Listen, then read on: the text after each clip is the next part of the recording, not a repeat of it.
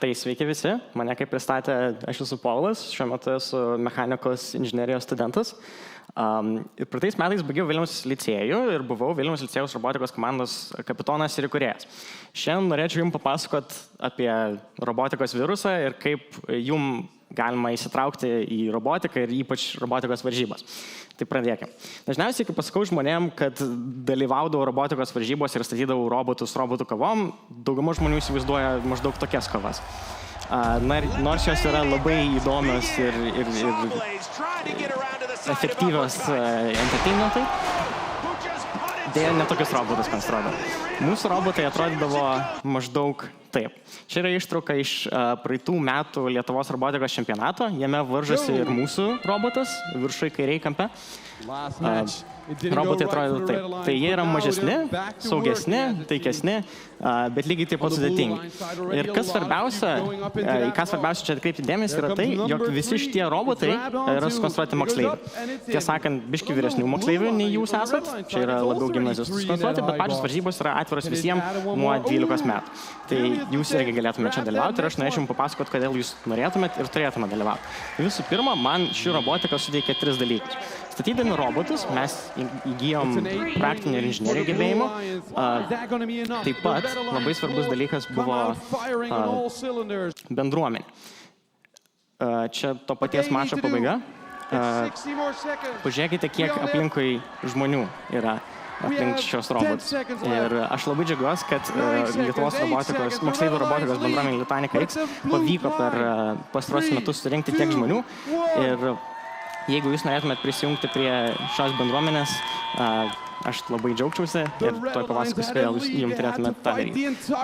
Ir man visą laiką žiūrėti šitą video yra labai juokinga, nes tiesiog atrodo čia moksliukų susirinkimas, kurie labai džiaugiasi metalo gabalais važinėjančiais lauke. Bet visi šitie žmonės yra bendraminčiai. Trečias dalykas, kuris suteikia robotika, yra tai, kad jau 11 ir 12 klasėje aš nebedvejojau dėl studijų pasirinkimų ir tiksliai žinojau, kad aš noriu studijuoti kažką su inžinerija. Bet dažniausiai sulaukiu klausimų, kaip pradėti, ką daryti iš pradžių ir vietoj to, kad aš jums duočiau planą, kuriame būtų paaiškinta, ką, kada reikia daryti, kad pasiekti kažką panašaus, aš norėčiau papasakoti jums savo istoriją, nuo tada, kai buvau maždaug jūsų amžiaus, galbūt kažkas toje istorijoje atras save ir galbūt kažką iš jūsų tai įkvėps pradėti daryti. Nuo ko viskas prasidėjo? Aš kai buvau mažas, aš labai mėgau Lego. Ir kai patapau paauglys, irgi toliau mėgau Lego. Jau dauguma draugų išaugo iš Lego, bet aš tiek mėgau Lego, kad aš net buvau pradėjęs savo Lego YouTube kanalą. Pavadinimą nesakysiu, nes man biški gėda dėl kurių video, kur ten yra, bet aš darydavau video apie įvairius dalykus, kuriuos aš konstruodavau. Ir man be Lego dar labai patiko žvaigždžių karai. Ir aš vieną dieną nusprendžiau, kad būtų smagu sukonstruoti žvaigždžių karų. Žinot, veikėjai žvaigždžių karuose turi šviesos kardus. Kiekvienas džedajus ir sitas turi savo atskirą šviesos kardą. Ir aš pagalvojau, kad visai smagu būtų sukonstruoti būtent tą šviesos kardą iš Lego. Ir man tas patiko ir aš po to nusprendžiau sukonstruoti daugiau tų šviesos kardų. Ir jų buvo labai daug. Aš skaičiau kažkada virš 25 skirtingų buvau sukūręs ir sukonstravęs. Kai tiek jų daug dariau, mano įgūdžiai tobulėjo, bet aš mačiau, kad man nebeužtenka detalių, kurios aš turiu pačio savo kolekcijoje. Ir aš galvojau, ką man dėl to daryti.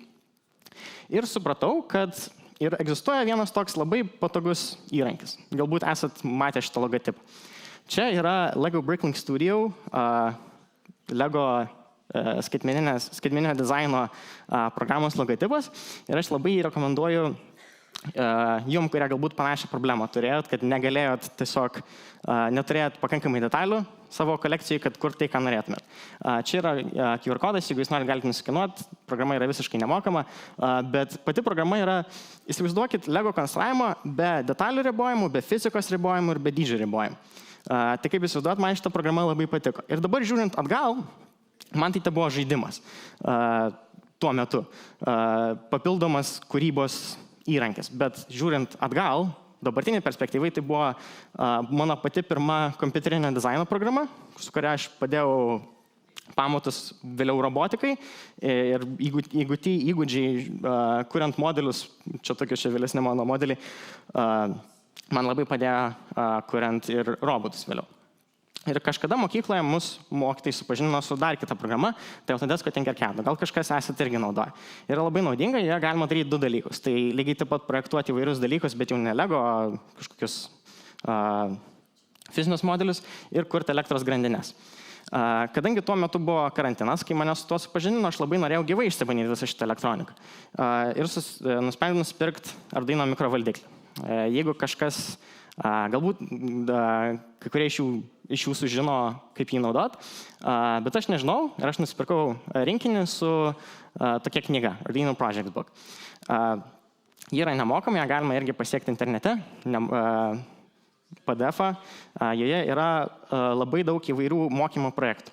Ir kadangi jinai yra oficiali Arduino sukurta, mokymo knyga, visas joje naudojamas kodas yra prieimamas ir atsisiuntus pačią Arduino programavimo aplikaciją. Tai jeigu kažkas norit išbandyti, mielai tą kviečiu padaryti. Ir tada aš turėdamas įrankius Tinkercadą ir Arduino, buvau padaręs savo patį pirmąjį robotą. Čia buvo robotas, kuris grojo dūdelę. Aš kai buvau pradinukas, turėjau muzikos instrumentą, bet pats jo nelabai gerai galėjau groti, tai vėliau paaugęs kiek sukonstravau robotą, kuris galėjo sugroti labai lievą, nelabai gerai, bet galėjau sugroti Jingle Bells melodiją su dūdelė. Ir man čia buvo apie 14 metų. Čia buvo pats pirmas robotas, bet čia buvo esminis projektas. Aš nedariau jo jokiam konkursui, jokiam varžybom ir man to labai trūko. Man trūko varžybinio elemento, man trūko datos, iki kada reiktų pabaigti ir aš nusprendžiau, kas jeigu įmanoma būtų prisijungti prie robotikos komandos. Ir aš tą ir padariau. Tai buvo Lituanica X, pati pirma Lietuvos moksleivių robotikos komanda, kurioje tuo metu te buvo 10 moksleivių. Dabar tų komandų yra daugiau, pati Lituanica yra išaugusi į didelę bendruomenę ir mes su Lituanica varžydamas FIRST Robotics varžybas. FIRST yra tarptautinė moksleivių robotikos organizacija, čia yra akronimas, išsifruoja į For Inspiration and Recognition of Science and Technology ir jie organizuoja pagrindinę 3 skirtingų lygių varžybas. Tai yra First Lego League, First Tech Challenge ir First Robotics Competition. Čia yra kaip skirtingi laipteliai, didėjant sudėtingumui. First Lego League yra robotikos varžybos varžantis su Lego robotais. First Tech Challenge yra varžybos, apie kurią aš dabar norėčiau pakalbėti. O First Robotics Competition, tai čia jau pats tolimiausias laiptelis. Ten jau yra labai rimtos varžybos, kur varžosi milžiniškos komandos po 80 žmonių. Robotai yra žmogaus dydžio ir jie varžosi krepšinio lauko dydžio aikštelėje. Tai Lietuva dar nepriaugo kol kas prie tokių robotų varžybų, bet galim pakalbėti apie tas vidurinės. Tam iliustruoti, paimkime 2 metų atgal First Tech Challenge žaidimą, jis tuo metu vadinasi Center Stage. Mes rugsėjį gavome užduotį, jog turėjome sukonstruoti robotą, kuris turėtų vežioti tokias 6-kampės kaladėlės tokiame lauke, išvengti barjerų ir jos dėti skirtingais raštais ant kampų pasvertų platformų. Tai buvo tiesiog žaidimas, bet tai tuo pačiu buvo ir inžinerinis iššūkis. Kaip sakiau, mes Lituanikoje tuo metu buvome 10 moksleivių iš skirtingų mokyklų, neturėjome niekas kažkokios vietos, kur galėtume visą laiką susirinkti. Ir aš pagalvojau, kad būt šitam sezonui visai smagu įkurti Vilniaus licėjuje savo robotikos komandą. Ir taip mes ir padarėm. Vilniaus licėjuje atsirado robotikos komanda, su kuria mes būtent ir varžėmės to sezono žaidime. Ir statėme skirtingus robotus būtent tam žaidimui įveikti. Jos projektavimo, konstravimo, tobuliname. Čia yra pirma versija, antra 1.5 versija, antra ir 2.5, trečia ir ketvirta. Su šita versija mums labai pasisekė, nes mums pačio pirmo sezono metu pavyko patekti į pasaulio robotikos čempionatą. Ir kaip matote, mes gaudavome tiesiog užduotį, kurią reikia padaryti, bet negaudavome atsakymo, kaip tą reikia padaryti. Ir tiesiog buvo daug skirtingų bandymų, versijų ir taip visas sezonas eidavo. Rugsėjai gauni užduotį, darai robotą, kažkas neveikia, perdarai robotą, dalyvauja varžybose, vėl perdarai robotą ir taip toliau. Čia dar keletas nuotraukų iš pačio roboto. Renderiai ir gyvos nuotraukos.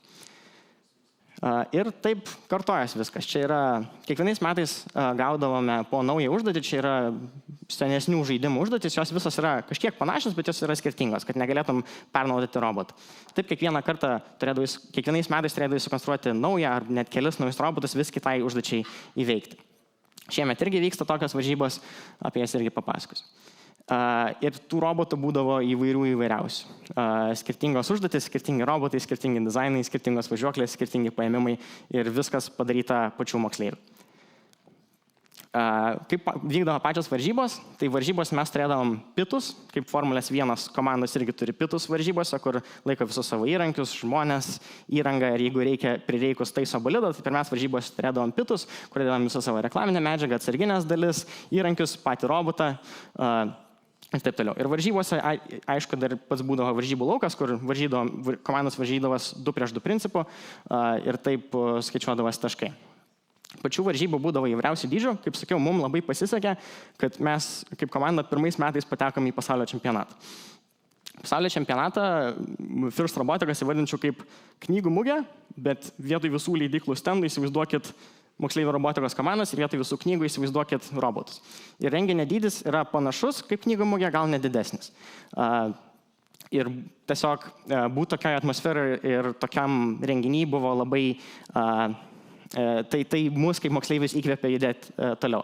Čia net matot tribūnas, kaip krepšinio kokias rungtynės susirinkę žiūrėti, bet tiesiog visi moksliukai iš viso pasaulio žiūri, tenai matos laukas vidury, kur varžosi tų pačių moksleivių konstruoti robotai. Dar kitas dalykas, kurio labai svarbaus mūsų išmokė Firstas, yra viešasis kalbėjimas. Nes Firsto dalis, pats Firstas ir dalyvavimas Firste nėra tik tai robotų konstravimas, tai yra ir viešasis kalbėjimas, pristatymai. Nes Firstas labai skatino komandas būti aktyviai savo bendruomenėse, rengti renginius, dalyvauti renginiuose, skleisti žodį apie būtent tą robotiką ir skatinti daugiau moksleivių į ją prisijungti. Tai mes organizuodavom skirtingus renginius, seminarus ir taip toliau. Ir jeigu jums tai atrodo įdomu, labai kviečiu prisijungti. Lituanica X, kaip sakiau, tebus komanda maža, dabar išauga visą komandų bendruomenę. Ir jau antrus metus iš eilės organizuos Lietuvos robotikos čempionatą. Jis vyks kovo 7-8 dienomis Vilniuje. Jeigu jums įdomu, galite pasidomėti Lituanica X LT arba Lituanica X Facebook'e. Atvažiuoti pažiūrėti, gal jums būtų įdomu prisijungti ir tame dalyvauti. Ir kaip sakiau, kai aš buvau mažesnis, man labai svarbu buvo pačios varžybos, nes konstruoti savo asmeninius projektus yra smagu, bet tai nėra taip pat smagu, kaip varžyti su kažkuo kitu, būti geresniu už kažką kitą ir taip pat turėti kažkokius deadline'us ir datas, iki kada reikia projektą pabaigti. Tai aš jums norėčiau pristatyti keletą varžybų, kur jūs galėtumėt jau varžytis, aplikuoti ir taip toliau. Tai kaip sakiau, yra pačios Lituanica X varžybos, tai mano pristatytos Robot Games, taip pat nuo šių metų atsirado dronų varžybos, kur veikia to pačiu principu, tik tai vietoj važinėjančių robotukų skraido maži dronai. Lygiai taip pat galite informacijos surasti mano minėtose puslapiuose. Taip pat vyksta Linpra organizuojamas Team nacionalinių inžinierių čempionatas. Jo, man atrodo, dar net šiuo metu nesibaigė registracija, tai jis vis dar vyksta. Čia šitų varžybų tikslas yra sukonstruoti Goldbergo mašiną. Goldbergo mašina yra tie dalykai, kur ten paleidi kamuoliuką ir vienas veiksmas sukelia kitą ir tada veiksmas keliauja kažkokia eiga. Dar kitas čempionatas jau kiek vyresniem moksleiviam nuo 9 klasės, bet galbūt tarp jūsų yra 8 ir 7, kurie artimiausiu metu jau galėtų tame dalyvauti. Tai yra CanSat konkursas. Jame konstruoji skardinės dydžio palydovą, kuris išmetamas iš kilometro aukščio, turi nusileisti ir atlikti tam tikrą misiją. Irgi labai įdomus konkursas. Taip pat yra Junior Bets konkursas, paprastesnis, jame dažniausiai iš kartono turi padaryti kažkokį daiktą, kuris atitiktų konkurso reikalavimus. Ir tiem, kam patiko mano rodyti BattleBotai, yra mažesnė ta versija. Tie rodyti mano pradžioje pristatymo sveria 10 kg, šitie sveria kelius šimtus gramų, bet Lietuvoje taip pat yra renginiai, kuriuose vyksta mažesnių robotų kovas. Toks labai smagus puslapis bristolbotbuilders.com. Galite jį įvedę pažiūrėti visos Europos žemėlapį ir surasti, kur vyksta kokie robotų kovų renginiai. Ir dar vienas konkursas yra man labai mėgstamas puslapis Instructables.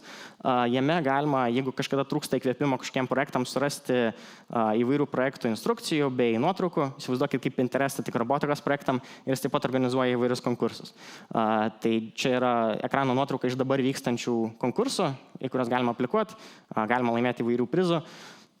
Tačiau reikia atkreipdėmėsi, kad kartais vyksta, kai kurie konkursai yra atviri tik tai JAV ir Kanados piliečiam. Tai reikia atžiūrėti, kurie tinkami ir galima laimėti prizų.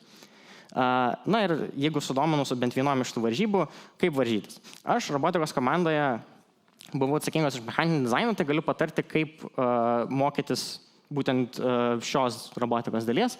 Tai, kaip sakiau, ir galima pradėti daryti robotus su jau minėtais TTTO įrankiais arba Tinkercadu, bet galima jau pradėti mokytis ir rimtesnių įrankių, tai pavyzdžiui SolidWorks. Čia yra mano mėgstamiausia kompiuterinio dizaino programa. Jos visos, kurias dabar pristatysiu, yra mokamas, bet moksleiviam yra nemokamas licencijos siūlomos. Yra Lietuvos SolidWorksų atstovas įmonė Lietuvoje, kuri siūlo nemokamas licencijas moksleiviam. Jeigu norite, jūs galite nusiskinuoti ir pradėti mokytis. Taip pat yra tą pačią funkciją atliekanti kita programa Fusion 360. Ją šiek tiek lengviau išmokti. Ir yra dar kita programa, kuri irgi tą patį atlieka. Tai yra Onshape, bet kuo jos privalumas yra tai, jog jinai veikia pilnai naršyklyje. Tai nereikia nieko siūsti. Jeigu kažkam įdomu, kviečiu išsibandyti. Na ir dar vienas dalykas, kurį noriu pasakyti. Varžantis su tokiais robotais, dažnai reikia gaminti savo detalės. Ir dažniausiai mes gaminame su 3D spausdintuvais. Dabar 3D spausdintuvai yra labiau prieinami nei bet kada. Čia yra kaip 3D spausdintuvo populiariausias 3D spausdintuvas atrodė prieš kokius 5 metus, čia koks vienas iš populiariausių 3D spausdintuvų atrodo dabar. Ir jie kainuoja maždaug panašiai, bet vienas veikia, kitas nelabai veikdavo. Tai aš kviečiu, jeigu kažkam įdomu, domėtis ir konstruoti, nes robotika ir 3D spausdinimas ir modeliavimas yra dabar labiau prieinami nei bet kada. Pagrindinis dalykas, kurį aš jums noriu šiandien pasakyti, yra tai, kad pradėti domėtis robotika, inžineriją, konstruoti dalykus, kurti dalykus reikia ir galima jau dabar tokiam amžiui, kurie jūs dabar esate. Kodėl? Čia yra nuotrauka iš vieno iš universitetinio projektų, kuriuos aš dabar turiu padaryti. Tai yra, mes turim sukonstruoti robotuką, kuris įveiktų tiesiog šitą trasą. Ir šita užduotis kažkiek primena mūsų jau darytus robotikos projektus. Tai kam laukti universiteto, jeigu jūs galite jau pradėti dabar. Ačiū uždėmesį.